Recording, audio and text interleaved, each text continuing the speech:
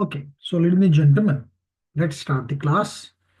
And just to brief, जो लोग previous class में नहीं थे उनके लिए कि हम पढ़ ये रहे हैं, हमारा टॉपिक ये चल रहा है कि हमने अगर बात करें about the TCP IP suit, तो आपको पता है कि it has 5 layers.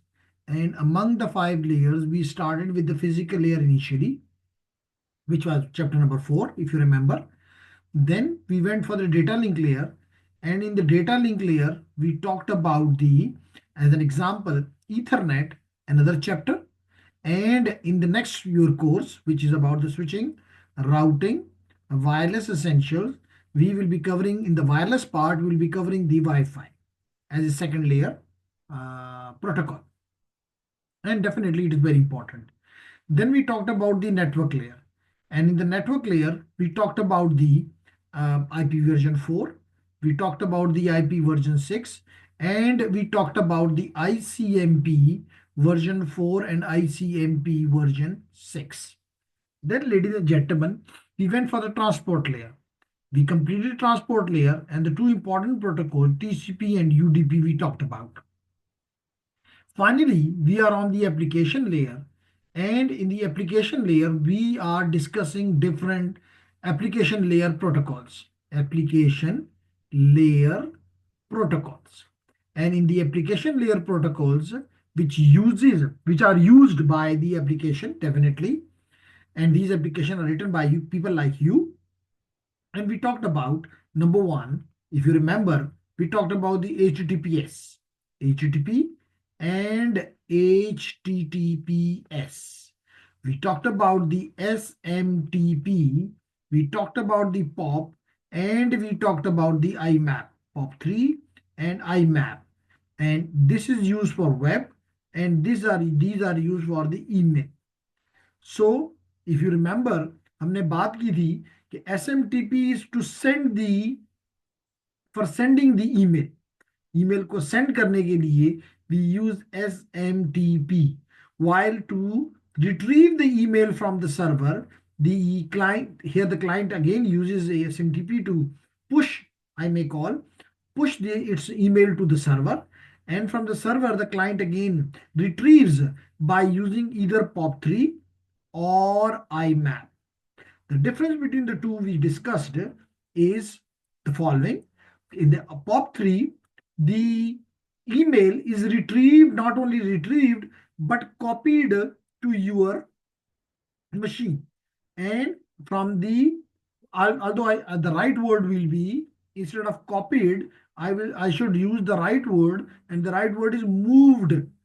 The email is moved from the server to the client machine. तो दिस इज मूव, मीन जब मूव हो जाता है तो यू अंडरस्टैंड कि सर्वर पे कुछ नहीं रहेगा. While in the IMAP, you are looking at you may say you are getting a copy of this, while the original is still on the server. So that is the basic difference between the two. Today, we are starting a new topic, and that is IP addressing services. यानी कि वो services, वो applications, service means application because always service comes with the application. So we can say IP addressing applications. So in this case, we need to study two. One is the DNS, which is again an IP addressing, where you provide an URL and you provide a URL and you get an IP address. Similarly, if you provide a IP address, you may get the URL back, which is called reverse DNS. Then we need to study the DHCP, which is again an IP address application or IP address service, whose job is that the device, the client dynamically get different IP, for example, IP address, subnet mask, gateway, subnet mask, gateway, DNS address, domain name, and the lease time. All of these information are obtained by the client dynamically from the DHCP. So again, this application is a service which is an IP address service. Got the idea? Kashif, Arsalan and Asnain. बात समझ आ रही है? जी sir, बिल्कुल। Okay, nice. Here is the okay, Arsalan and Asnain. Okay जी, तो बिस्मिल्लाह करते हैं जी। सबसे पहले is about the DNS, domain name service. ठीक है, डोमेन नेम सर्विस में जैसे मैंने आपको पहले बताया कि आप क्या चीज प्रोवाइड करते हो। जैसे मिसाल के तौर पे एग्जांपल ले लेते हैं, व्हेन आई गो देयर, और यहाँ पे गो देयर का मतलब है to the browser which is a web client. So I write here, for example, netacad.com. As you can see, I wrote here the URL, which is netacad.com. और अगर इसको हम डिटेल में देखें तो इसको अगर मैं क्लिक करूं, ये देखें जब क्लियर हो गया, तो it is HTTPS, which is the protocol name, and which means the web protocol, application protocol. Again, we discussed last week. And then this is the www.netacad.com is the computer name. And when I click the login, for example, it adds something more. So these are the, although कि हमने last week में तीन चीजें पढ़ी थी. One was the protocol, number one. In the URL, we minimum provide the protocol. Then we provide the computer name, and then we provide the page which is desired from this computer, right? So that is something called the URL. ठीक है जी, or you may call it the fully qualified domain name, FQDN, fully qualified domain name. So this is like a www.netacad.com is a domain name, fully qualified domain name. तो कहते हैं domain names. So we provide this either URL or fully qualified domain name to a machine, to a service, and it provides us the IP address related to this URL or to this FQDN. तो ये यहाँ लिखा है, अगर आप थोड़ी तवज्जो दें, कि domain names are were created to convert. क्यों, क्वेश्चन आपका ये भी होगा कि जनाब जब आईपी एड्रेस है तो हमने क्यों यूआरएल या फुली क्वालिफाइड डोमेन नेम निकाले? क्योंकि these are easy for us to, these are easy for human, अस से मुराद easy for human to remember. While आपको पता है कि even you are using, for example, even the fully this one netacad.com, लेकिन आप इसको कई सालों से आप इस्तेमाल कर रहे हैं, उससे पहले से आप YouTube इस्तेमाल कर रहे हैं, आप उससे पहले से WhatsApp इस्तेमाल कर रहे हैं, आप उससे पहले से YouTube इस्तेमाल कर रहे हैं, ट्विटर इस्तेमाल कर रहे हैं, इंस्टाग्राम यूज कर रहे हैं। लेकिन मैं अगर आपसे पूछूं कि इनमें से किसी एक का भी आईपी एड्रेस मुझे आप बता दो, तो आपको नहीं याद। और जब IPv6 का अब जमाना है तो 128 बिट तो याद रखना नामुमकिन है। इवन 32 बिट भी याद रखना, IPv4 में 32 बिट भी याद रखना इम्पॉसिबल है। ठीक है, तो लेडीज एंड जेंटलमैन, जब ये नामुमकिन था तो हमने अपनी आसानी के लिए क्या किया, हमने यूआरएल्स रख दिए, हमने फुली क्वालिफाइड डोमेन नेम्स रख दिए, जैसे netacad.com, youtube.com, facebook.com वगैरह वगैरह। तो ये याद रखना हमारे लिए इजी है। लेकिन कंप्यूटर को, जैसे कि आपको पता है, मशीन को, नेटवर्क को ये इजी इंग्लिश वर्ड्स नहीं समझ आती। तो इसलिए हमने एक मशीन यहाँ पे इंट्रोड्यूस कर दी जिसको हमने कहा कि जी तुम डीएनएस हो, डोमेन नेम सर्विस हो। सॉरी, ये डोमेन नेम सर्विस, इसको हम रब कर देते हैं। ये क्लाइंट होगा, डीएनएस क्लाइंट, इसमें कोई शक नहीं है। तो ये इसको हमने कहा कि जी आप डीएनएस सर्वर हो, और इसको कहा कि तुम डीएनएस क्लाइंट हो। तो इसका मतलब आप देख रहे हैं कि यहाँ पे अगर मैं थोड़ा बड़ा कर दूं, ये आप चेक करें, ये जी बिल्कुल अब आपको नजर आ रहा होगा कि इसने www.cisco.com लिखा है। कहाँ लिखा है? ब्राउजर में लिखा है। ब्राउजर क्या है? वेब क्लाइंट है, वेब क्लाइंट है। तो इसने वेब क्लाइंट में लिख दिया यूआरएल, लेकिन ये यूआरएल तो इस नेटवर्क को समझ नहीं आता। यहाँ पे जो स्विचेस हैं, राउटर्स हैं, फायरवॉल्स हैं, इवन डेस्कटॉप्स हैं, लैपटॉप्स हैं, किसी को भी समझ नहीं आती। इतना मुश्किल काम है ये। इसलिए हमने नेटवर्क पे एक या एक से ज्यादा डीएनएस मशीन्स लगा दी, जिनका काम क्या है कि वो उनका काम क्या है कि डीएनएस मशीन्स, और अभी थोड़ा इस पे ब्रीफ भी करता हूँ। डीएनएस मशीन्स जो हैं लेडीज एंड जेंटलमैन, वो पड़ी हुई है नेटवर्क पे, तो उनको हम ये यूआरएल, जैसे ये यूआरएल है, ये यूआरएल हमने इसको पास कर दिया।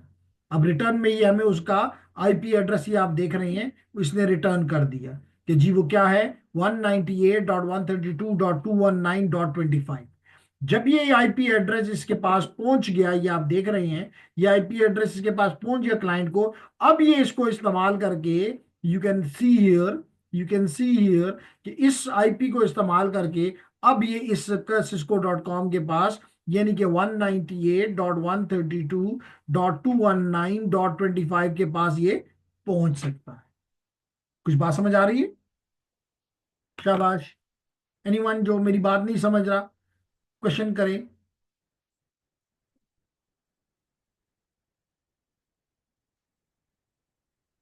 जी, तो चैट में तो क्लियर है, लेकिन ये जवाब जो है ये हसनैन की तरफ से है।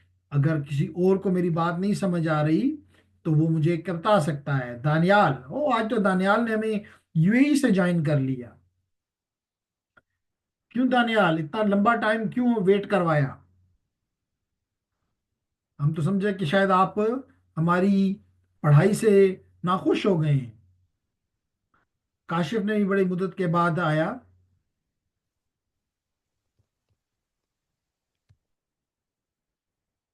लेकिन फुरकान और इरफान नजर नहीं आ रहे कि वो नॉर्मली रेगुलर होते हैं। ओके जी, क्लियर है sir, that's nice. Sir accident हुआ था इसलिए क्लास नहीं ली। खैरियत? कहाँ पे एक्सीडेंट कर दिया? ओवर स्पीडिंग की या किसी किसी ने आपको हिट किया?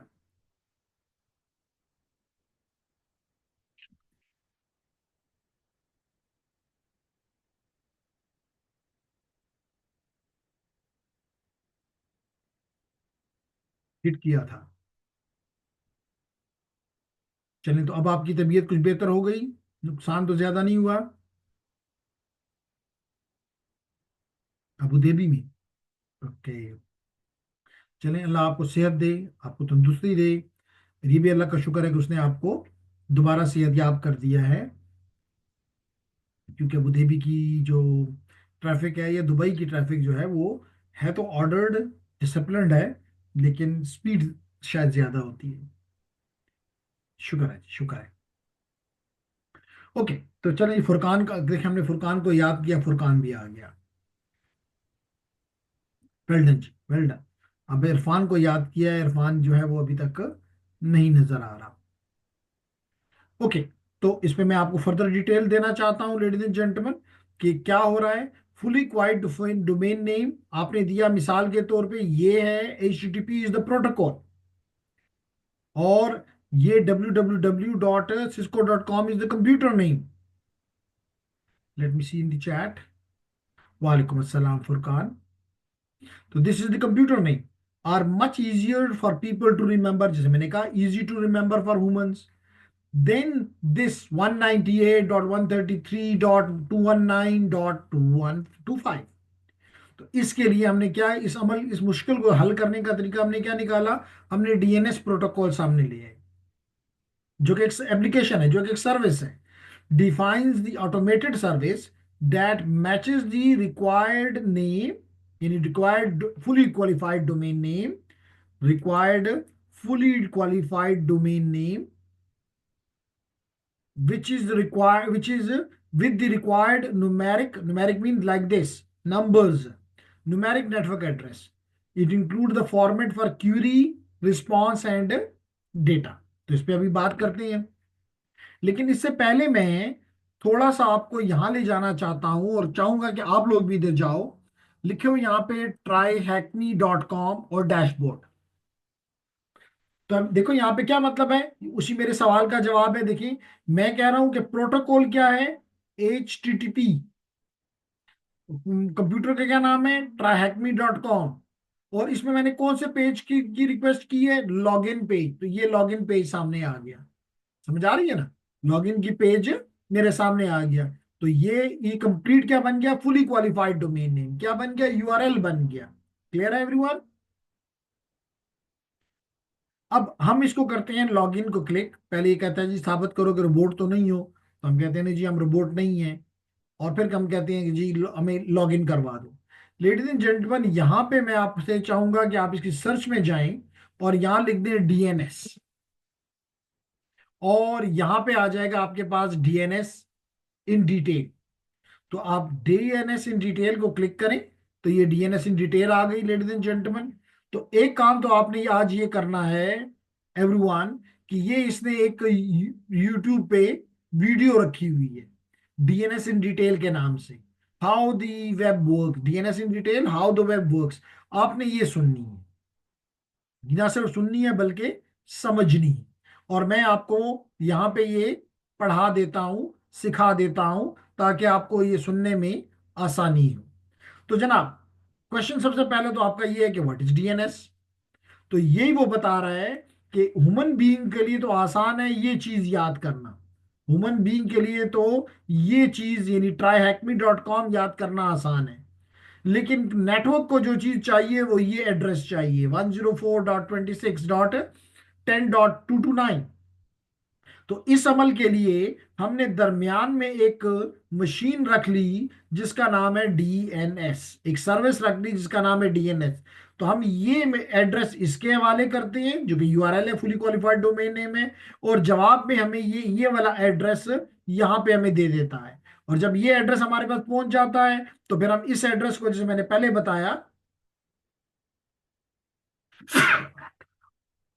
इस एड्रेस को इस्तेमाल करते हुए, सॉरी इस एड्रेस को इस्तेमाल करते हुए, इस न्यूमेरिक एड्रेस को, आईपी एड्रेस को इस्तेमाल करते हुए हम इस ट्राईहैकमी के पेज की तरफ जैसे भी मैं गया हूं हम पहुंच जाते हैं।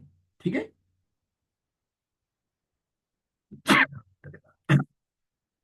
तो देखिए आपने इसको रीड करते हैं। कहते हैं कि DNS provide simple way for us to communicate with devices, to communicate with the devices से मुराद यहाँ पे हमारी tryhackme.com है, on the internet without remembering complex numbers, without remembering long bits like 32 bits or 128 bits.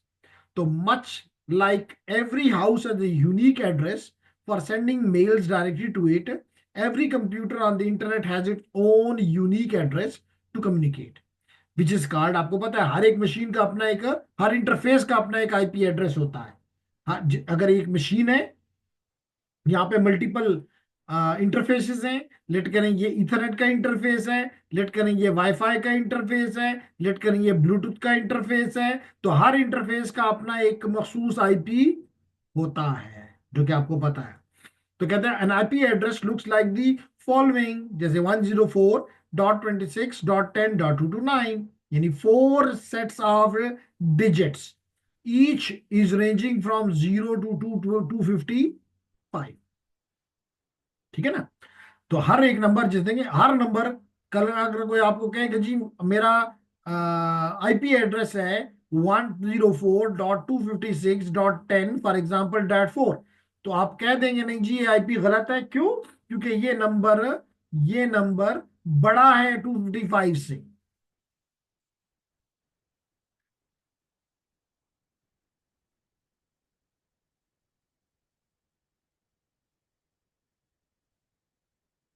Okay, आगे बढ़ते हैं जी। तो हम बात कर रहे थे कि कहता है जी when you want to visit a website like tryhackme.com, like netka.com, like youtube.com, it is not exactly convenient to remember its complicated set of numbers। यानी ये नंबर याद रखना मुश्किल है, नामुमकिन है बल्कि। and that's where DNS can help.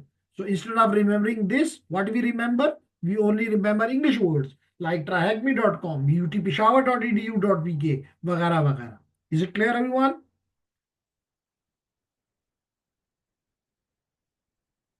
तो पहला सवाल ये आपसे ये पूछ रहा है, अगर आप मेरे साथ साथ कर रहे हैं तो पहला सवाल आपसे वो ये पूछ रहा है, साथ देखिए सवाल जवाब भी करेगा, दैट्स गुड। पहला क्वेश्चन इसका ये है, what does DNS stands for. तो अगर आपको नहीं भी याद तो आप मूव करें, आप मूव करें आप, और यहां से इसको कॉपी करें कि जी DNS stand for domain name service या डोमेन नेम सिस्टम। तो ये डोमेन नेम सिस्टम को यहां से करें कॉपी और यहां ला के पेस्ट कर दें, जो कि मैंने पहले से किया हुआ है आप लोगों के लिए। तो just put it here and submit and you will be getting correct answer. है आप में से कोई जो मेरे साथ ऑलरेडी ये कर रहा है या बाद में करेंगे? दानियाल, काशिफ, फुरकान, अरसलान, क्या आप लोग ये कोर्स मेरे साथ साथ आप कर रहे हैं? गुड। असनैन मेरे साथ साथ कर रहा है, तो असनैन को राइट आंसर मिल गया, सबमिट कर दिया। गुड। तो बाकी भी अगर करना चाहते हैं तो मेरे साथ साथ करें। गुड। अब हम आते हैं जी इसमें, क्योंकि अब आपका क्वेश्चन ये है कि क्या, आज तो क्या आप अच्छे बच्चे हैं सवाल नहीं करते, क्या एक एक मशीन को पूरी दुनिया के यूआरएल याद होंगे?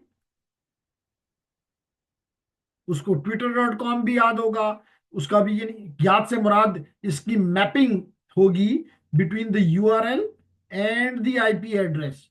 तो क्या एक मशीन को, चाहे वो IPv4 एड्रेस है चाहे वो IPv6 एड्रेस है, क्या एक मशीन को सारे के सारे ये मैपिंग याद होगी? तो आंसर है नहीं। क्या ये कोई सेंट्रलाइज्ड एक मशीन है दुनिया भर में? तो जवाब है नहीं। बल्कि ये एक एक हिरारिकल, आपको पता है हिरारिकल नेम का सिस्टम है, जो कि मैं भी आपको एक्सप्लेन करता हूं। ठीक है, क्लियर हो रहा है मेरी बात? दानियाल, काशिफ, आज कैप्टन दानियाल हमारे साथ नहीं है। Yes sir. Okay, nice, nice.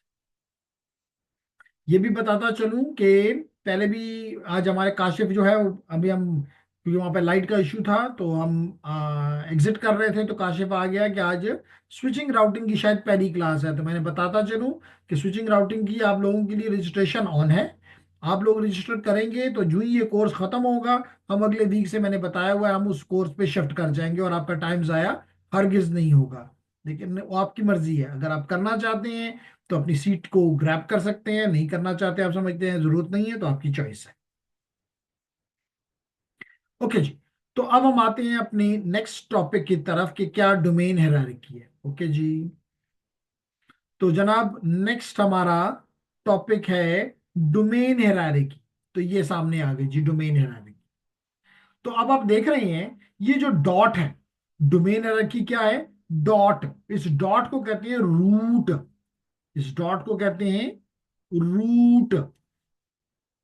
Root के नीचे मल्टीपल TLDs हैं, टॉप लेवल डोमेन। TLD का क्या मतलब है? Top level domain. फिर इसके नीचे है second level domain, second level domain, second level domain and so on. और फिर इसके नीचे मोस्टली क्या होता है? Authoritative DNS, authoritative DNS। तो समझाता हूं जी क्या मतलब है इसका। सबसे पहले तो दुनिया में, जैसे देखिए ने बताया आपको कि red one is the root domain, the blue one are the top level domain and the green ones are the second level domain. And then इसके नीचे आपके पास एसोसिएटिव DNS सर्वर्स हैं। ओके। अब TLD क्या है? सबसे पहले रूट क्या है? रूट एक नहीं है, मल्टीपल रूट्स हैं दुनिया में। और और जब भी आपको, मिसाल के तौर पे एक्सप्लेन करता हूं ताकि आपको समझ आ जाए, ये आपका क्लाइंट है, मिसाल के तौर पे ये मेरा लैपटॉप है, ये आपका लैपटॉप है। आपने यहाँ पे लिखा मिसाल के तौर पे UET Peshawar.edu.pk, UEDU.pk। अब लाजमी तौर पे इसने ये अपने जो DNS, आपको ये पता है, ये आप दोबारा भी देख सकते हैं कि अगर मैं यहाँ पे लिख दूं CMD, और CMD लिखने के बाद यहाँ पे लिख दूं मैं IP config, तो आप देख रहे हैं कि ये मुझे DNS नहीं बता रहा, क्योंकि मैंने डिटेल नहीं मांगी। तो ऑल कर देता हूं, तो ऑल में डेफिनेटली ये मुझे बताएगा कि आपका DNS सर्वर ये है। एक इसने दिया IPv6 से, और एक इसने दिया IPv4 से। ये मेरे दो DNS सर्वर्स हैं। ठीक है। और ये भी आप यहाँ पे तवज्जो दे सकते हैं कि आपको नजर आना चाहिए कि मेरा जो आईपी एड्रेस है that is IPv6 2400 ADCC 11B 8300:1। तो क्योंकि इस वक्त मैं यूनिवर्सिटी में नहीं हूं, स्ट्रॉन्ग फाइबर के जरिए कनेक्टेड हूं, तो स्ट्रॉन्ग फाइबर इसका मतलब है कि कौन से आईपीज आपको दे रहा है, IPv6 एड्रेसेस दे रहा है। although कि वो IPv4 भी दे रहा है कि अगर आपकी मशीन क्योंकि डुअल स्टैक है, जो वो इस्तेमाल करना चाहे वो इस्तेमाल करे, लेकिन दैट इज बाय श्योर कि IPv6 इज इन यूज। तो इसलिए आप कभी भी ये नहीं कह सकते कि जी IPv6 करने का फायदा क्या है। बल्कि मैंने तो आपको एक्सप्लेन करते वक्त ये भी बताया हुआ है, मैंने तो आपको एक्सप्लेन करते हुए ये भी बताया हुआ है कि IPv6 में दुनिया में कई ऐसी जगह मैंने आपको विजिट करवाई, जैसे सीमेंस को करवाया था, सिस्को को करवाया था, और इसके अलावा फॉर एग्जांपल नोकिया को करवाया था, जो कि आपको पता है कि बड़े नाम हैं। तो इन बड़े नाम जो है ऑलरेडी IPv6 में हैं। और उनके जो एड्रेसेस आपको मैं दिखाता था, जो आपको दिखाई देते थे, वो उनके DNS थे। ठीक है।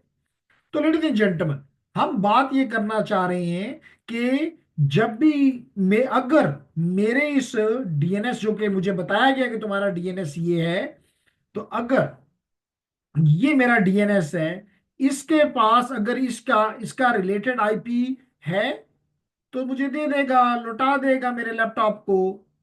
इसको मैं रेड की बजाय ग्रीन में शो कर देता हूं, तो ये IP मेरे लैपटॉप के पास आ गया। लेकिन जैसे मैंने कहा कि क्या मेरे इस DNS के पास पूरी दुनिया के ये सब कुछ मौजूद है, तो आंसर है नहीं। सवाल क्या है, क्या मेरी इस मशीन के पास जिसका कोई भी एड्रेस था, अभी आपने कोई देखा 192 डॉट, एक IPv6 था और एक IPv4 था, तो इस सवाल ये है कि क्या इसके पास पूरी दुनिया के URL, पूरी दुनिया के URL टू IP मैपिंग है, तो आंसर है नहीं। अगर है तो ये जैसे मैंने बताया ये हमें दे देगा, दैट्स ग्रेट। लेकिन अगर नहीं है तो फिर ये क्या करेगा जेंटलमैन, ये जाएगा इस रूट के पास, इस रूट डोमेन के पास। बात समझ आ रही है, कहां जाएगा, इस रूट डोमेन के पास। अब ये रूट डोमेन क्या करेगा, ये इसका सिर्फ आखिरी पार्ट चेक करेगा। जैसे मिसाल के तौर पे अभी आपने देखा ट्राइहैकमी.com, आपने अभी देखा मिसाल तौर पे netcat.com। तो ये क्या करता है, सिर्फ जो ये पार्ट है, ये रूट देखता है। इसको नहीं आता ना UET का, ना ट्राइहैकमी का, ना इसको सिस्को का, ना नेटकैट का, किसी का भी नहीं आता। लेकिन फिर भी ये रूट है। तो ये रूट साहब क्या करते हैं, ये रूट साहब सिर्फ ये देखते हैं कि अगर ये .com है, तो या .gov है, या .mil है, या .edu है, कुछ भी है, ये उसके कंसर्न्ड सर्वर को का एड्रेस आपको बता देता है कि जनाब आपका एड्रेस .com का है, तो जनाब .com वाला ये है। आप इससे जाके पूछो कि भाई मिसाल के तौर पे cisco.com कहाँ है। बात समझ आ रही है, ट्राइहैकमी.com कहाँ है, google.com कहाँ है। तो इसी तरह अगर आप इसको देंगे .edu, जैसे मिसाल तौर पे stanford.edu, तो EDU वाला ये बैठा हुआ है, इसका आपको प्रोवाइड कर देगा। इसी तरह अगर आप किसी गवर्नमेंट इदारे की का कोई देखना चाहते हैं, तो आपको गव का दे देगा। इसी तरह अगर आप कोई मिल का देना चाहते हैं, मिलिट्री का देना चाहते हैं, तो इसका दे देगा। अगर कोई ऑर्गेनाइजेशन है, नॉन नॉन गवर्नमेंटल NGO यानी, तो आपको यहाँ पे एक ऑर्ग का भी, ब्लू ऑर्ग का भी होगा .org। तो इन तमाम डोमेन्स को कहते हैं टॉप लेवल डोमेन्स। क्या कहते हैं, टॉप लेवल डोमेन्स। ठीक है। क्यों इतनी खामोशी है जवानों, माशाल्लाह एक और भी आ गया, निम्रा ने भी ज्वाइन कर लिया। आज तो निम्रा को जल्दी ज्वाइन करना चाहिए था, आज तो सोने का टाइम भी गुजार दिया हमने। हमने निम्रा के लिए ये भी आसानी कर दी। एनीहाउ, तो ये क्या करता है, ये उसको टॉप लेवल डोमेन का एड्रेस वापस कर देता है, इस डीएनएस को।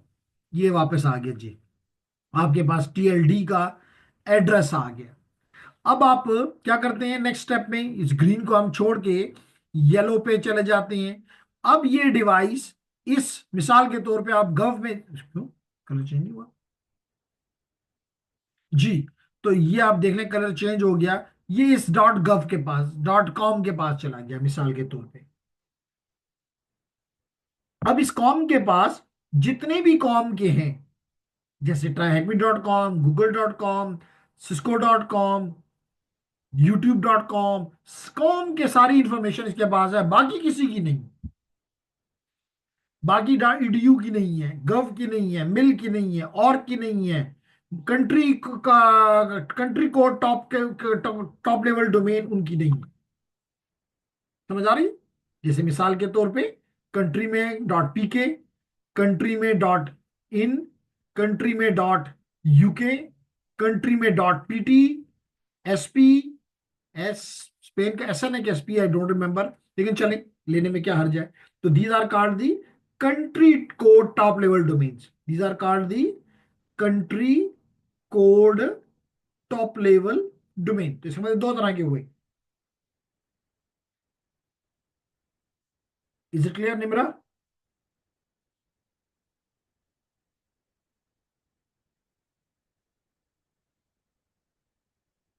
चलिए आगे बढ़ते हैं। अब इसने आपको क्या किया, फिर इसने आपको मिसाल के तौर पे आपने ट्राई हैकमी मांगा, तो इसने आपको ट्राई हैकमी का इस सर्वर का एड्रेस पास कर दिया। कहा जी ये मेरे पास है। तो अब आप क्या करोगे, आप सेकंड लेवल डोमेन को रिक्वेस्ट करोगे, जो कि इस केस में trahacme.com है। अब ये है सेकंड लेवल डोमेन, जहां पे इसका अथॉरिटेटिव सर्वर लगा होगा, जिसमें सिर्फ ट्राई की सारी इंफॉर्मेशन है, गूगल की नहीं है, नासा की नहीं है, आर्मी की नहीं है, मिल की नहीं है, किसी की नहीं है, सिर्फ ट्राई के जितनी भी आईपीज हैं उनकी मैपिंग इसके पास अथॉरिटेटिव सर्वर के पास मौजूद है, which is the mapping between the URL and the IP only related to tryhackme.com, only related to tryhackme.com. It does not have any information about the cisco.com. It does not have any information about the YouTube, Facebook, Insta, and so on. मेरी बात समझ आ रही है? तो ये उसको, जी अभी देखता हूं कि क्या आपने पूछा। अब ये चीज, ये ट्राइहैकमी इसको वापस कर देगा कि जी तुम्हारा जो वो है उसकी इंफॉर्मेशन ये है, और ये इंफॉर्मेशन ये अपने पास सेव भी कर लेगा डीएनएस, और इसकी एक कॉपी डेफिनेटली दे देगा, इसकी एक कॉपी इस लैपटॉप को दे देगा, और फिर ये लैपटॉप जो है उस आईपी को इस्तेमाल करके अपने डिजायर्ड पेज और मशीन की तरफ पहुंच जाएगा। क्वेश्चन करें जी, कोई क्वेश्चन है तो करें। हम्म सर काइंडली ये .gov.pk और .gov.uk दोबारा एक्सप्लेन कर दें। इसमें TLD में .uk आया विद गव। ओके, सब क्वेश्चन ये है, जैसे पाकिस्तान का भी आप देखें तो हमने यहाँ पे .edu.pk निकाला हुआ है। तो दिस कंप्लीट नाउ, हमने डॉट, पाकिस्तान का कोई भी एजुकेशन इंस्टीट्यूट मोस्टली वो .edu नहीं इस्तेमाल करता, बल्कि edu.pk इस्तेमाल करता है। तो हमने एक अलग TLD top level domain create कर दिया। इस तरह में भी हम एक .gov.pk भी कर सकते हैं, ये भी एक अलग हमने कहा टॉप लेवल डोमेन्स हैं। लेकिन मोस्टली जो well known top level domains हैं वो .edu, जैसे स्टैनफोर्ड.edu, MIT.edu। इस तरह मैंने कॉम का आपको बताया कि आपने कॉम का बनाया तो आपने google.com, tryhackme.com, netacad.com, इस तरह आपने ऑर्गेनाइजेशंस का बनाया जो गवर्नमेंटल, नॉन गवर्नमेंटल ऑर्गेनाइजेशंस हैं, एनजीओज हैं, उनके लिए आपने ऑर्ग्स का बना दिया। कुछ मिलिट्री की अगर साइट्स हैं तो .mil से आपने बना दिया। तो all of them are the top level domain along with the country code top level domain, जैसे .pk, .in, .uk, .pt, .sp वगैरह वगैरह। अब समझ आई हसनैन?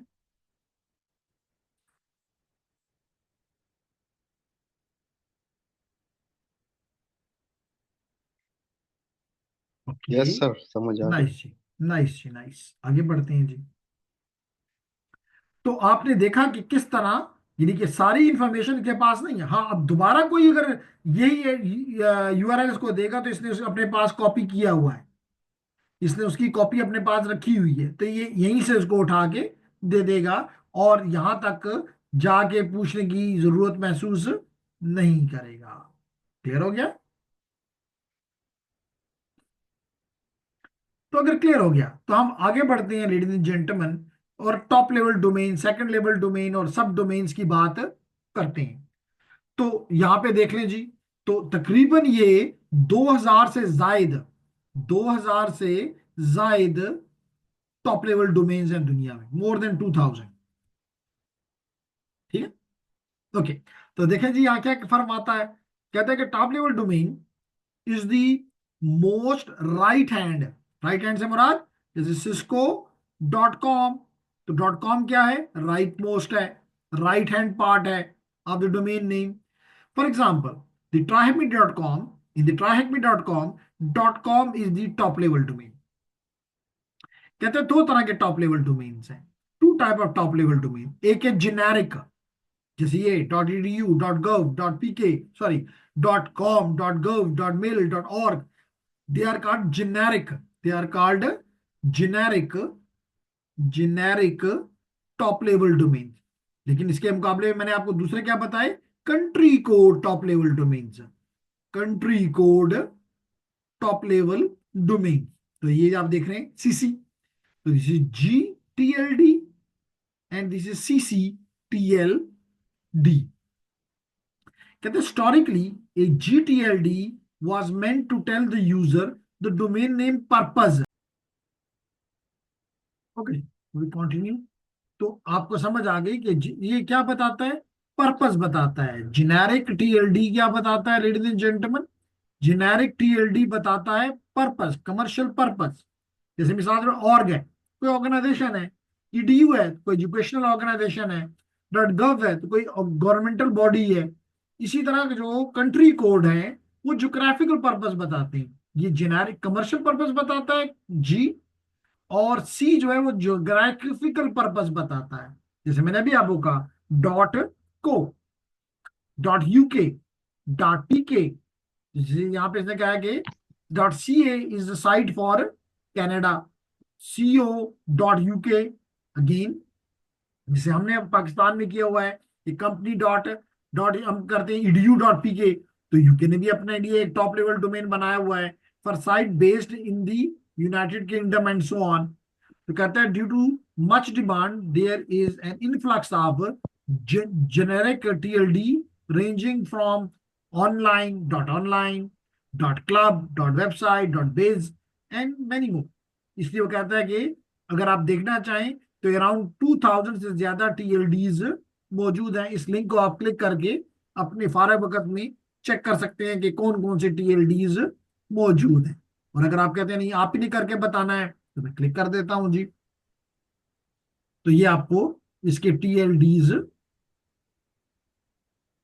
नजर आ जाएंगे। ठीक हो गया जी,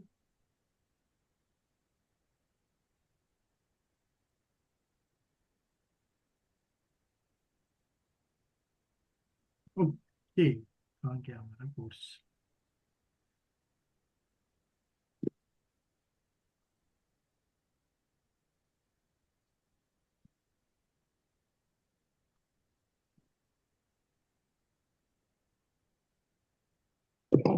दोबारा ले लेते हैं।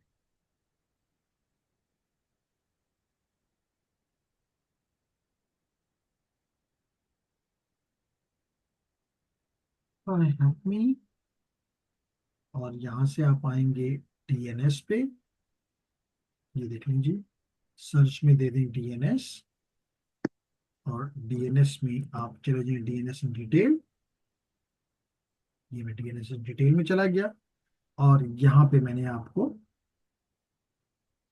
कहा कि आपने सुनना तो ये वीडियो है, लेकिन हायरार्की वाइज मैं आपको एक्सप्लेन कर रहा था अभी कुछ देर पहले कि ये हैं तकरीबन 2000 से ज्यादा टाइप टॉप लेवल डोमेन।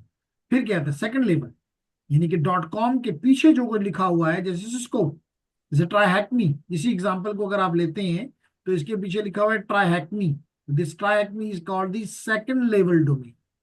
तो कहते हैं taking trihacme.com as an example, the dot com is the top level domain and the TryHackMe is the second level domain. So when registering a domain name, the second level domain is limited to 63 characters। याद रखें जी, second level domain जो है 63 characters से ज्यादा नहीं होता, plus दी TLD जैसे .com जैसे .gov and can only use A to Z 0 to 9 and hyphen.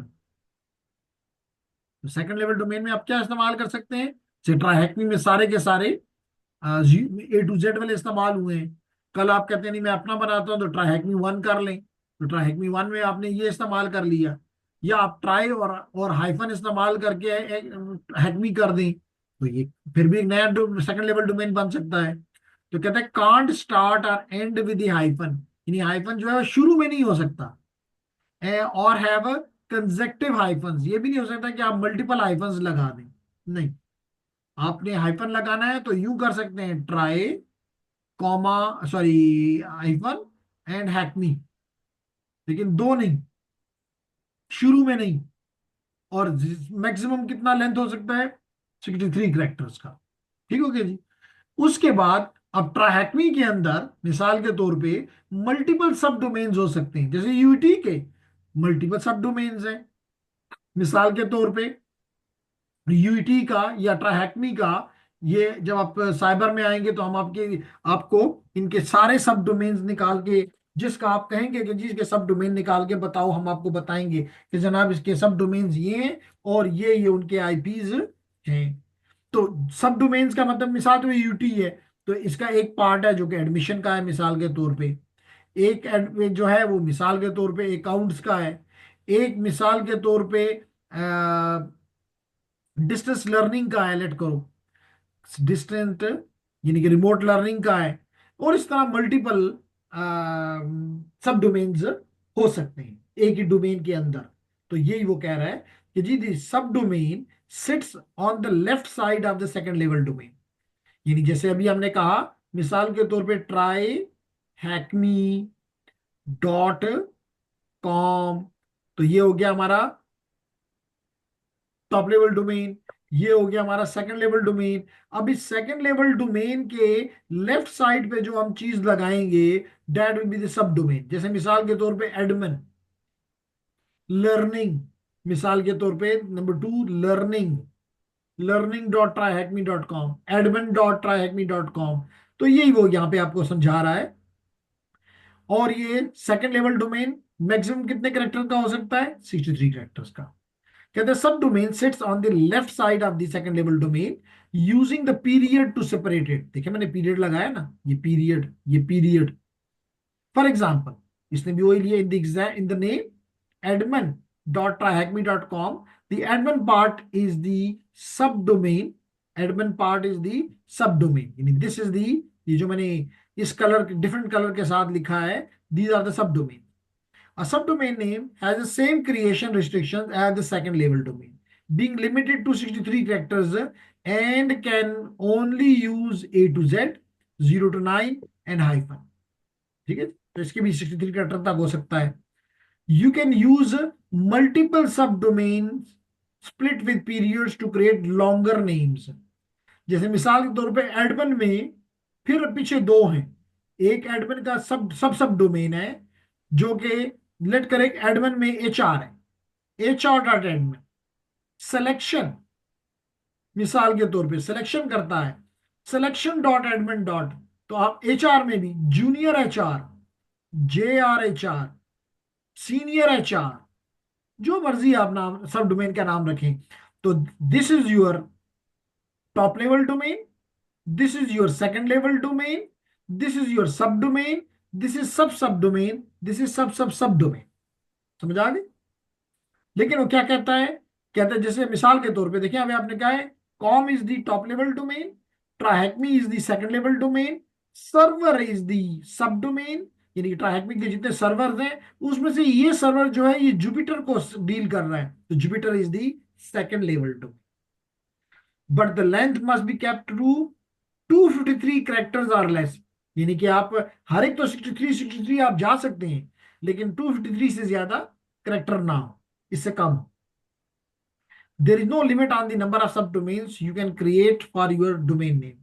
यानी इस पे कोई लिमिट नहीं है कि आप दो सब डोमेन्स कर सकते हैं, दो सब सब डोमेन कर सकते हैं। आप जितना भी पीछे जाना चाहते हैं डॉट लगाओ और लेफ्ट पे जाते जाओ, लेकिन overall length of this all can not be greater than 253 character. 253 characters. जी काशिफ, एनी क्वेश्चन? नहीं सर। ओके जी, तो अगर नहीं है तो फिर सवाल का जवाब दे दें। सवाल यह है कि what is the maximum length of सब डोमेन, सब डोमेन का ज्यादा से ज्यादा लेंथ कितना हो सकता है? शाबाश। 63 सर। 63। तो देखिए ये 63 लिख के हमने सबमिट किया और हमें जवाब मिल गया करेक्ट आंसर। तो जो भी आप में से मेरे साथ काम कर रहा है वो ये इंटर करता जाए ताकि उसके मार्क्स बनते जाए। फिर क्या कहता है? कहता है कि which of the following character can not B use in the sub domain. कहता है कौन सा कैरेक्टर नहीं इस्तेमाल हो सकता। यानी कि ये जो डैश है, 3B तो हो सकता है ना, क्योंकि हमने कहा नंबर भी हो सकते हैं, ये भी हो सकते हैं, चार चीजें उसने हमें दी हैं। लेकिन उसमें जो हाइफन है वो हो सकता है और डैश नहीं हो सकता। ठीक। फिर उसने कहा कि मैक्सिमम लेंथ सब डोमेन का पूरे डोमेन नेम का, पूरे डोमेन नेम का मैक्सिमम लेंथ कितना हो सकता है? हमने कहा 253 से ज्यादा नहीं हो सकता। फिर उसने कहा कि ये जो एक आपको टॉप लेवल डोमेन मिला है, क्योंकि हमने पढ़ा है कि दो तरह के हैं, एक जेनेरिक टॉप लेवल डोमेन जो कि मकसद बताता है, कमर्शियल मीनिंग देता है, पर्पस देता है, और एक है country code top level domain जो कि ज्योग्राफिकल बताता है। तो ये अब ज्योग्राफिकल बता रहे हैं .uk। तो कहते हैं किस किस्म का टॉप लेवल डोमेन है, तो हमने कहा ये CC टॉप लेवल डोमेन है। Clear? Is it clear ladies and gentleman? Yes sir. Nice. अब जी याद रखें कि हमें एक और ने भी ज्वाइन कर लिया, जो कि अच्छी बात है।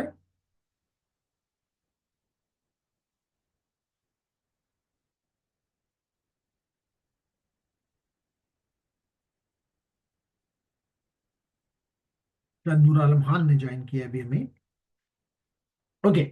तो याद रखें कि जब भी कोई चीज स्टोर करनी होती है, स्नैन बताओ, आप क्योंकि कंप्यूटर सिस्टम के वो हो, जब भी कोई चीज स्टोर करनी होती है हमें, तो कहाँ स्टोर करते हैं? कंप्यूटर्स में पूछ रहा हूँ, ये नहीं कहना कि संदूक में करते हैं। सर अगर टेम्पररी है तो वो तो रैम में जो हम मतलब करंटली रन करते हैं ना, तो वो सारी चीजें परमानेंटली तो कह रैम। रहा हूँ मुझे, जी। परमानेंटली स्टोर करना हो आप लोगों को अपना कोई डेटा, तो किस चीज में वो स्टोर करोगे? सर हार्ड डिस्क वगैरह स्टोरेज में, हार्ड डिस्क या एसएसडी जो भी होती है। ओके। क्या ख्याल है जी, किसी और का कोई और जवाब हो सकता है?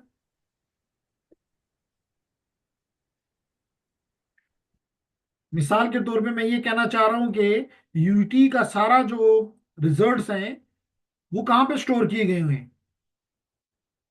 सर सर्वर्स पे, सर्वर के अंदर जो स्टोरेज होती है उसी में होते हैं। ओके। रोम भी और होता कोई? क्या कह रहे हैं है, रोम, फुरकान? ROM, रोम जो होता नहीं, रॉम में तो बिल्कुल नहीं, रॉम तो नहीं, बिल्कुल नहीं। जी जेंटलमैन, हमेशा याद रखो कि कंप्यूटर साइंस वालों, डेटाबेस में स्टोर होती है चीजें। जो एप्लीकेशन जिसमें डेटा स्टोर होता है उसको कहते हैं डेटाबेस। है इसलिए आप सर्वर एक, डेटा।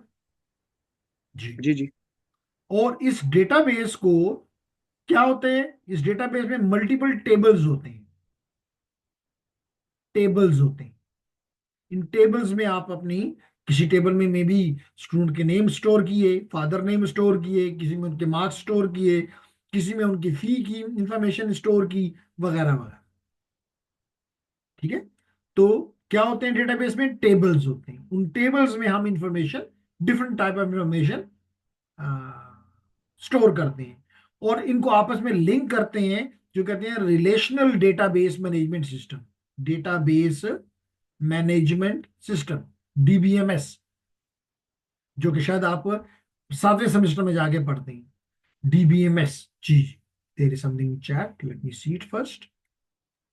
सर ये अभी तक नहीं पढ़ा था सर। 7 में हम पढ़ो। अभी ओके सर, रैम्स वगैरह हार्डवेयर, जैसे रैम्स में स्टोरेज होती है, कॉलम्स और हाँ, रोज होते हैं वो। ठीक है, आपने, मैंने इसको गलत नहीं कहा, लेकिन जिस चीज में जाके स्टोर होता है, जैसे आपने कहा डेटाबेस में, सॉरी, आपने कहा हार्ड डिस्क में होता है, तो हार्ड डिस्क में कहाँ पे होता है? एक डेटाबेस है।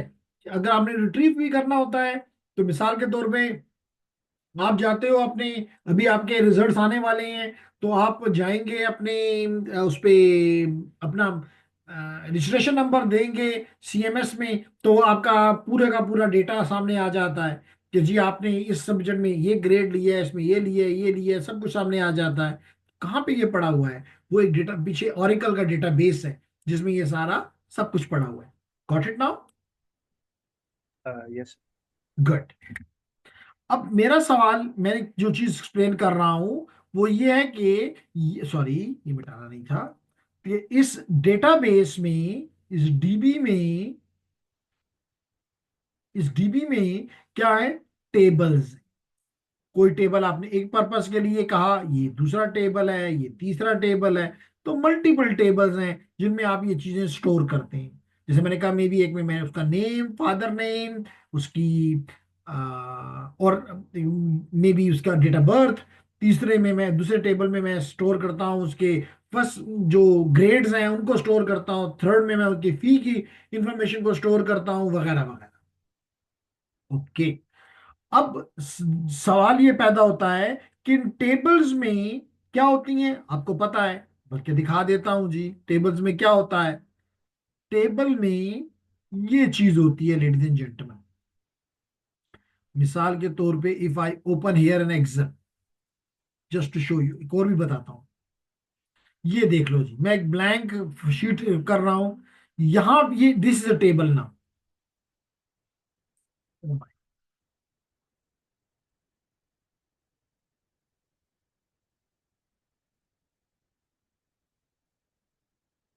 ठीक हो गया? टेबल समझ आ रही है?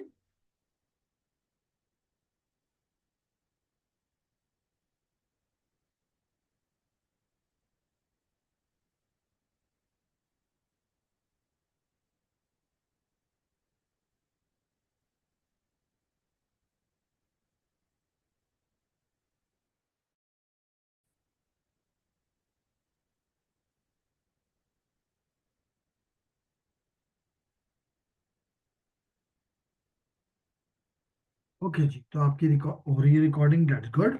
तो अब देखिए, ये मैं बता रहा था कि depending upon the record type, the DNS record is then sent back to the recursive DNS server, where a local copy of will be cached for further requests and then relayed back to the original client।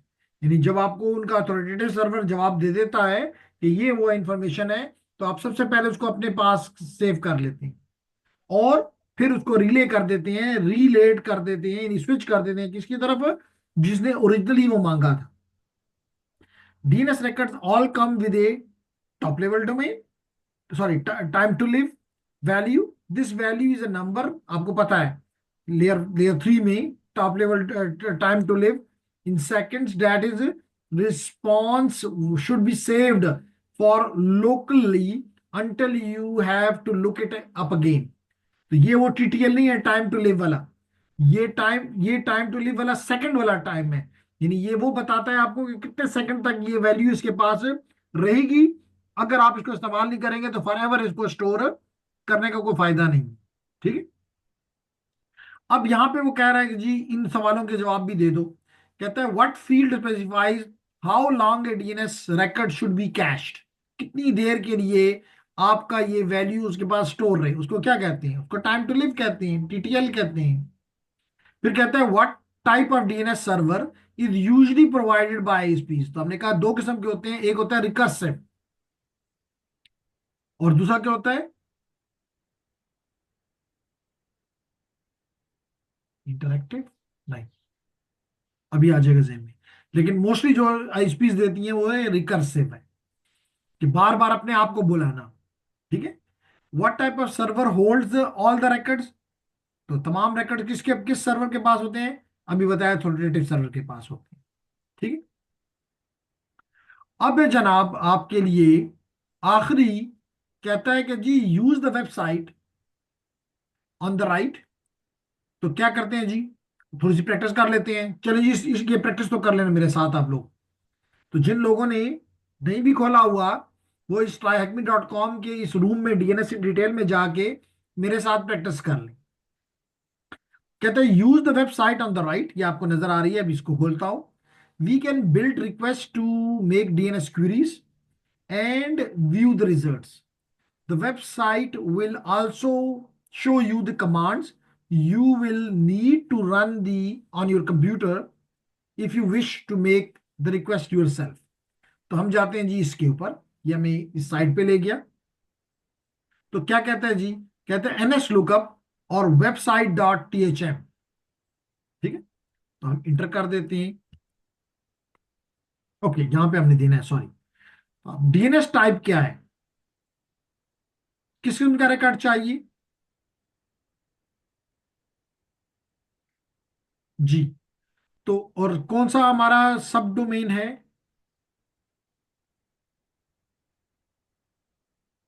What is the C name of,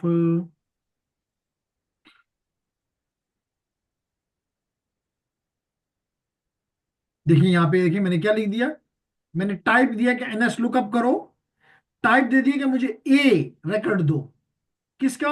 web website dot टीएचएम का। तो कहते हैं send कर दो। तो देखिए जवाब आ गया। कहते हैं कि जनाब इसका ये एड्रेस है, कौन सा है? IPv4। इसी तरह अगर मैं इसको कहूं कि IPv6 दे दो, IPv6 नहीं है इसके बाद।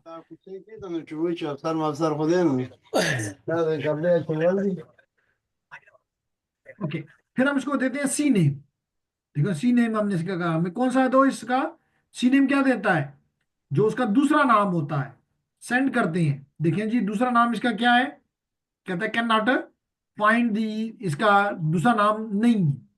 ठीक है, नहीं होगा। फिर कहता है कि जनाब इसका कोई आपको मेल सर्वर है इसका? टाइप पे हमने क्या दे दिया? MX। सेंड किया, प्लीज नूर आलम अपने इधर तवज्जो दें। तो देखिए जी इसने बता दिया कि इसका इस वेबसाइट डॉट टीएचएम का कहाँ पड़ी हुई है मेल? google.com पे। कहाँ पड़ी हुई है? google.com पे। अब आप लोग करके दिखाएं मुझे, यही एनएस लुकअप करें, टाइप में दें MX और यूटी पिशावर का चेक करके मुझे बताएं। शाबाश, come on ladies and gentleman. NS lookup sorry dash type जी, डैश डैश टाइप, कहाँ लिखना है? Type type is equal to MX और साइट में देते हैं www.uitpeshawar.edu.pk। एनएस लुकअप की बजाय मैंने गलत लिखा है, लुक करना था, मैंने गलती से लूप लिख दिया।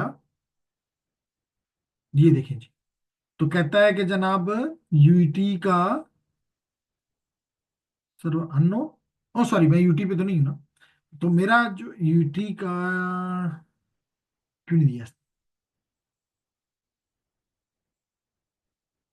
और यहाँ से हम अपने जो स्टूडेंट ने हमसे कहा था कि टाइप में आप क्वाड ए दे के देखेंगे यूटी का ये भी है कि नहीं है, बल्कि इसको हम मिटा देते हैं, शायद ये इसका सब डोमेन है, यूटी पिशावर।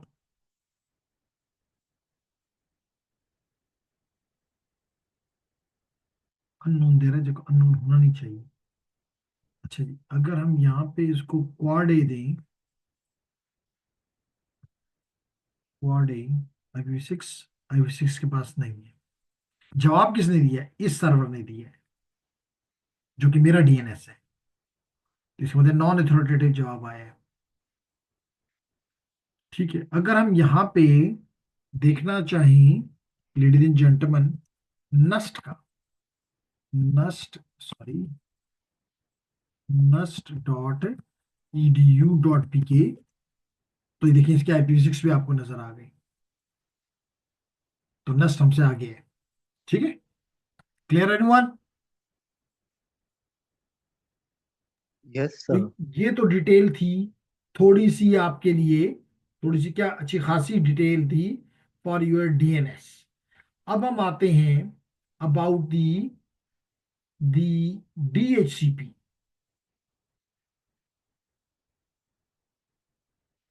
तो ये डीएनएस देखें जी, मैंने आपको डीएनएस में ANS, क्वाड MX एक्सप्लेन कर दिए। फिर यहाँ पे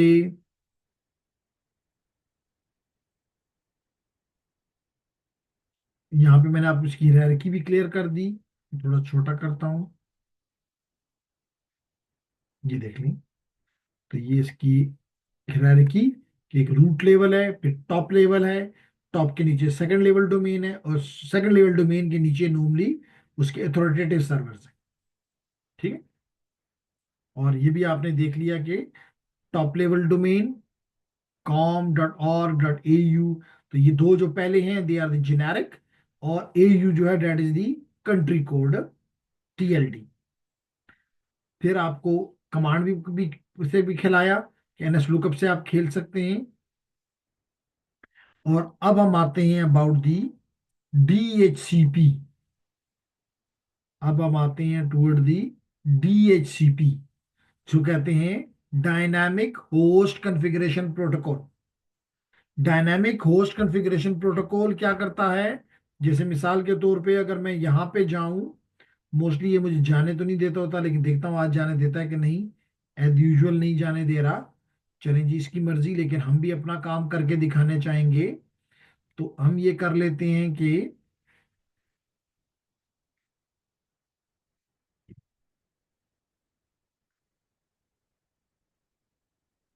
हम यहाँ पे VMware खोल लेते हैं।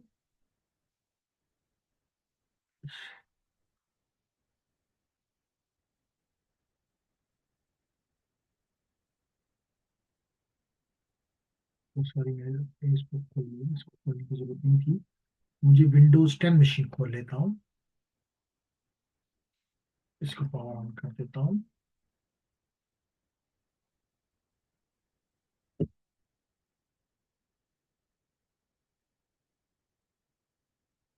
तो यहाँ पे आपको मैं पहले बता चुका हूँ कि अगर आप यहाँ पे इसको देखना चाहें, तो मेरा DNS जो है, मेरा DHCP, वो ये 192.168.18.1, ये मेरा DHCP है, जो कि मुझे ये सारी इंफॉर्मेशन दे रहा है। ठीक है, इसने मुझे IP4 एड्रेस दिया है। कब दिया है? 11:56 पे। कब मुझसे वापस लेगा? 1 बज के, सर ये पुराना है इसलिए आपको 1:26, क्योंकि आप 1:26 हो चुके हुए हैं। मैं दोबारा ये रन कर देता हूँ, IP कॉन्फ़िग। तो इससे आपको ये भी क्लियर हो गया कि 1:26 वाला जो है, वो मुझे दोबारा देख लें, 1:26 से मुझे 1:05 पे फिर ये उसने रिन्यू कर दिया, और 2:35 तक, यानी 1.5 घंटे के लिए ये IP मुझे दे दिया। तो ये सारा काम किसका है? इस DHCP सर्वर का है, इस DHCP सर्वर। यहाँ पर भी करके दिखा देता हूँ जेंटलमैन।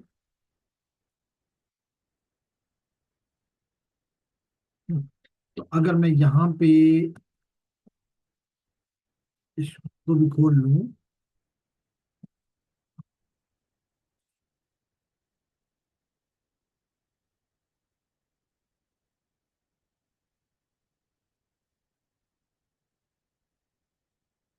जना, तो हम इसके नेटवर्क में जाके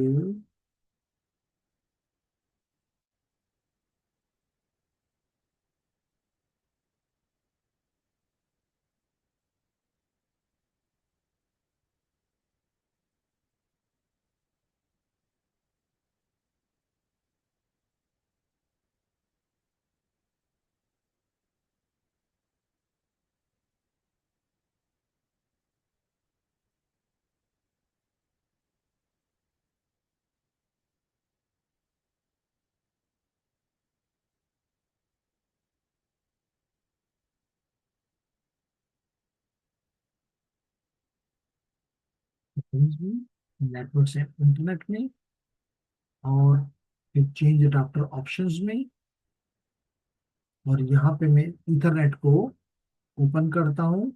तो लेडीज एंड जेंटलमैन, इसको देखता हूँ मैं कि आपने क्या मांगा है मुझसे उसमें। तो ये देखिए जी, IPv4 में अगर मैं आपको दिखाना चाहूँ, ये है जी। तो आप देख रहे हैं मैंने यहाँ पे क्या सेलेक्ट किया है, ऑब्टेन IP एड्रेस ऑटोमेटिकली। तो इसने ऑटोमेटिकली IP एड्रेस लेना है, यानी कि DHCP से लेना है। और अगर मैं ये ऑप्शन क्लिक कर देता तो फिर ये स्टैटिकली मुझे ये वैल्यूज देनी पड़ती। ठीक है, ओके। अगर ये बात आपको समझ आ गई, लेकिन इससे पहले मैं देखूं कि चैट में क्या है। एक नया मैसेज है, sir should I share it on LinkedIn and tag you? बिल्कुल जी करें, that's great, we are happy,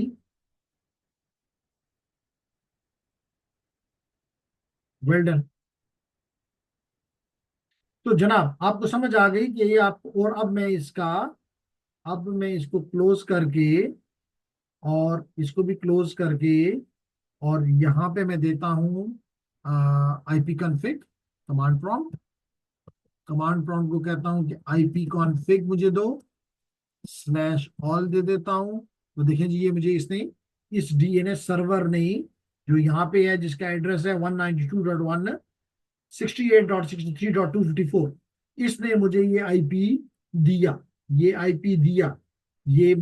gateway, ये नेट मास्क दिया, सबनेट मास्क दिया, ये मुझे गेटवे बताया, ये मुझे DNS बताया। तो ये सारी चीजें जो मुझे बताई गई हैं, ये किसने दी है? DNS ने, DHCP ने।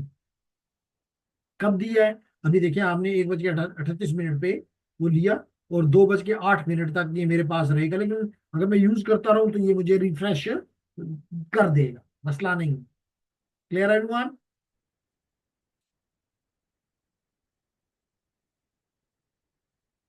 तो ये कैसे होता है? अब इंपॉर्टेंट ये है कि ये कैसे होता है। तो जनाब हम जल्दी से कर लेते हैं, कोई मसला नहीं है। इसके लिए मैं चला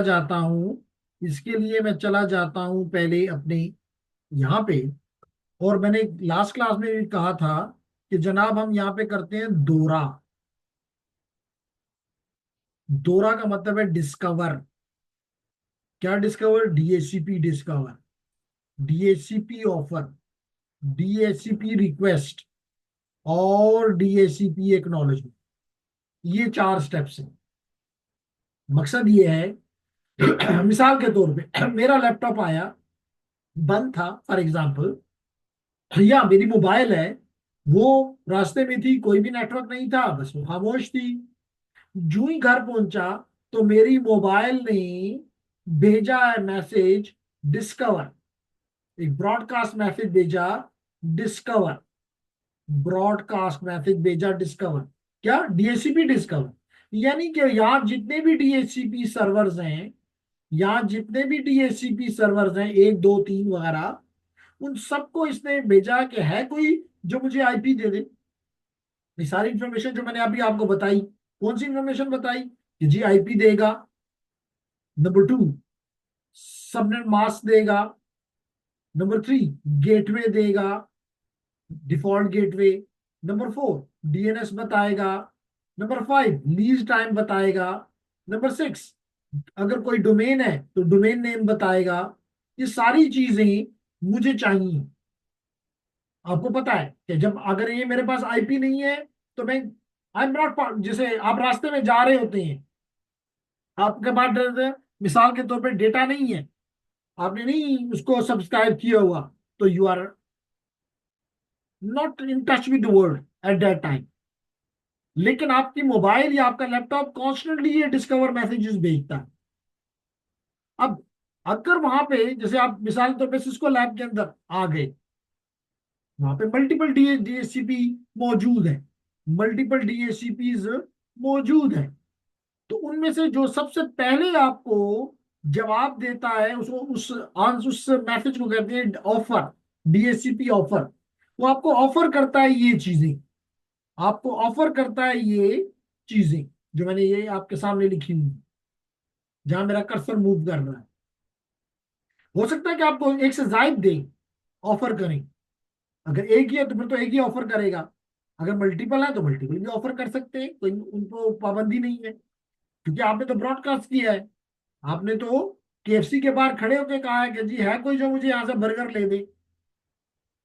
तो जेंटलमैन, हो ये रहा है कि जब मिसाल हम ये लेते हैं कि एक ही ने ऑफर किया, अगर कोई और भी करेगा तो मैं पहले से अगर उस किसी के साथ मैंने उससे ले लिया तो मैं उसको अभी आपको क्लियर हो जाएगा। मिसाल, जब अगर मुझे इसकी ऑफर एक्सेप्टेड है तो मैं क्या करूंगा, मैं इसको मैं इसको भेज दूंगा इस मशीन को डीएसीपी रिक्वेस्ट, यानी कि मुझे आपकी ऑफर कबूल है। अगेन, मैं वो मुझे जो भेजेगा वो यूनिकास्ट होगा, लेकिन जब मैं भेजूंगा तो मैं ब्रॉडकास्ट फिर करूंगा, ताकि अगर मुझे किसी और ने भी अपनी डिस्कवर मैसेज के जवाब में ऑफर दी हो, तुमको पता चल जाए कि जी इसने हमारी ऑफर को नहीं लिया, इसने इस रिक्वेस्ट से ये पता चल रहा है कि इसने किसी और की ऑफर एक्सेप्ट कर ली, किसी और की ऑफर एक्सेप्ट कर ली। तो लेडीज एंड जेंटलमैन, इसने ब्रॉडकास्ट मैसेज को वो किया। अब जब ये इसके पास रिक्वेस्ट पहुंच गई, इसका मतलब है कि तुम्हारी ऑफर मैंने ले ली, ये अपने पास इसको सेव कर लेगा।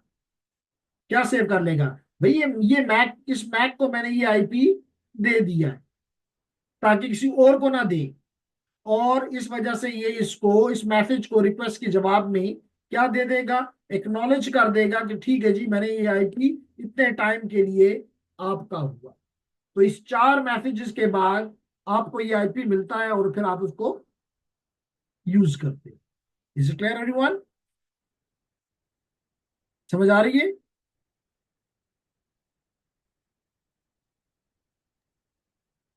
शाबाश।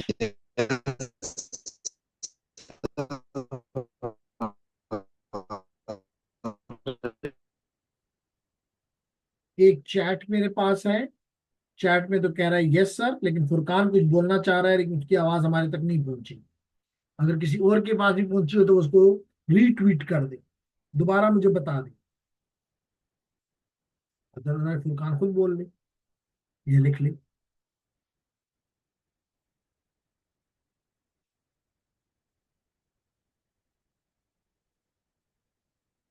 ओके, अगर कोई क्वेश्चन नहीं है तो लेडीज एंड जेंटलमैन, यही चीज यहाँ पे लिखी है कि DHCP for IPv4 services automates the assignment of IPv4 addresses, subnet mask, gateway, and other IPv4 related networking parameters. फिर कहते हैं DHCP is considered dynamic addressing compared to static, ये डायनामिक है। फिर क्या कहता है, when a host connect to the network, the DHCP server is contacted। कैसे कॉन्टेक्ट किया जाता है? ब्रॉडकास्ट से, है कोई जो मुझे ये दे।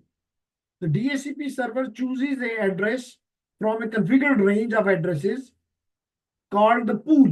तो इस DHCP में आप जब नेक्स्ट कोर्स पढ़ेंगे तो वहां पे हम DHCP को कॉन्फ़िगर करेंगे। हम अपने इस राउटर के ऊपर मिसाल के तौर पे DHCP को कॉन्फ़िगर करेंगे, तो हम पूल एक बनाएंगे। उस पूल में बताएंगे कि मिसाल के तौर पे जेंटलमैन आप 1.1 से लेके मिसाल के तौर पे 192.168.1.1 से लेके 1.20 तक दे सकते हो। तो जो जो वो देता जाएगा उसको अपने पास स्टोर करता जाएगा और वो किसी और को नहीं देगा, और जो उसके पास है फारग है वो पूल से उठा के देता जाए। Is it clear? कहता है many networks uses both DHCP, यानी दोनों डायनामिक भी और स्टैटिक भी यूज करते हैं। जैसे आपके राउटर्स हैं, आपके सर्वर्स हैं, माइट भी कि आप उनके लिए जो एड्रेसेस इस्तेमाल करें वो स्टैटिक हो, लेकिन जो आपके गेस्ट्स हैं, आपके लैपटॉप्स हैं, वायरलेस डिवाइसेस हैं, आप उनके लिए इस्तेमाल करें डायनामिक। ठीक है? और लेडीज एंड जेंटलमैन, यही बात इसने यहाँ पे एक्सप्लेन की जो मैंने आपको कही। ये क्लाइंट ने क्या भेजा? DHCP discount. सर्वर साहब ने उसको ऑफर कर दिया। ऑफर के बाद जब इसको, अगर ये ऑफर उसको लिए मौजू है तो, और अगर एक ही है तो फिर तो मौजू ही मौजू है, वो इसको रिक्वेस्ट भेज देगा, यानी कि एक्सेप्ट कर लेगा। बेहतर होता कि इसको DHCP एक्सेप्ट कहा जाता, लेकिन जो नाम है हम उसको चेंज नहीं कर सकते। उसने एक्सेप्ट कर लिया, एक्सेप्ट कर लिया तो इसने उसको, सर्वर साहब ने एक्नॉलेज कर दिया कि आपकी एक्सेप्टेंस मुझे मिल गई, आप यूज करें मजे का। ठीक है जी, क्लियर हो गया? इसी के साथ हमारा, चले फाइल शेयरिंग जो है वो कल करवा दूंगा, ताकि, है तो छोटा सा, दो टॉप, दो चले, दो स्लाइड्स हैं, ये खत्म कर, ताकि ये खत्म हो जाए। सर कल क्लास फिजिकल होगा कि सेम ऑनलाइन होगा? मेरी तरफ से फिजिकल है, लेकिन आज भी ऑनलाइन इसलिए किया कि आपका टाइम जाया ना हो। आपने भी बताया कि हैदराबाद में बिजली नहीं है, तो जब मैं जूं ही सुबह 9 बजे मैं पहुंचा, और बिजली, और मजे की बात सिर्फ हमारे ही जो सेक्शन है उसी की बिजली नहीं थी, बाकी थी।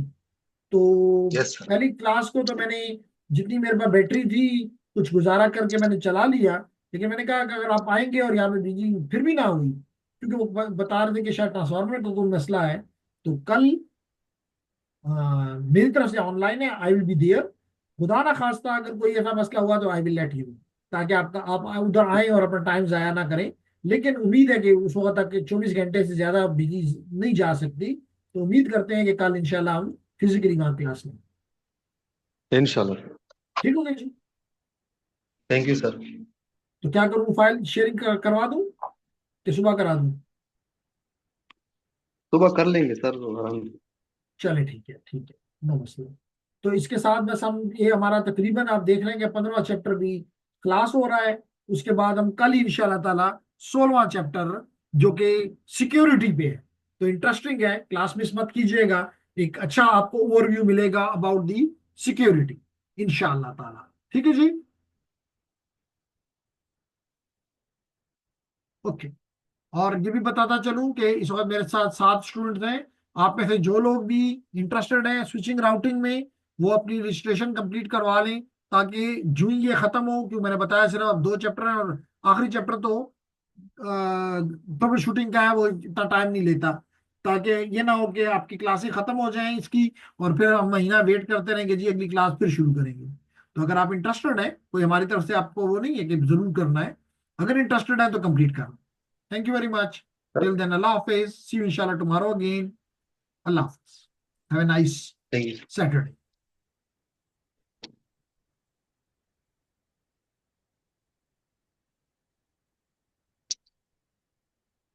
ओके, नूर आलम मांग रहा है लिंक ऑफ रजिस्ट्रेशन, दे देते हैं जी लिंक ऑफ रजिस्ट्रेशन आपके ग्रुप के। सर हमें भी बस रजिस्टर करवा दे। क्या करवा दूं? सर रजिस्टर करवा दे हमें सर। ठीक है, ठीक है, कल ठीक है, नाइस नाइस, ठीक है, बहुत शुक्रिया, अल्लाह हाफिज।